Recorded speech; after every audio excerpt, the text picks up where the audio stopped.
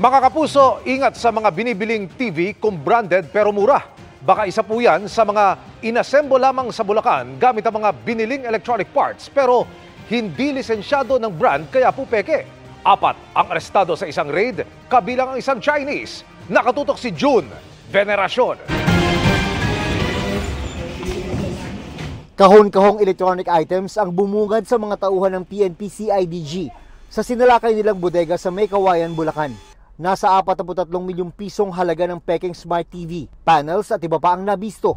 Isang kumpanya ay nag-i-import ng iba-ibang mga electronic parts na kanilang ina-assemble into television sets at ibinibenta sa local market without the proper licensing and authorization. Ilang buwan na raw ang pabemeke ng planta sa mga sikat na brand at generic na TV. Ikinasa ang raid ng PNP-CIDG dahil sa mga reklamo na may mga electronic product na mura nga pero mapanganib dahil nasusunog. Dito na simulang hanapin kung saan nagmumula ang mga produkto hanggang sa natumbok ang assembly plant sa May Kawayan, Bulacan. Hindi sila nagpaparegulate kaya walang kasiguruhan. Ito yung mga nagkukos usually ng sunog.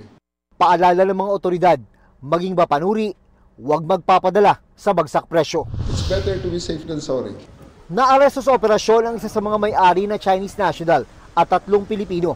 Mahaharap sila sa reklamong paglabag sa Consumer Act of the Philippines. Sinusubukan pa naming makuha ang kanilang panig. Para sa GMA Integrated News, June Veneracion, Nakatutok, 24 Oras.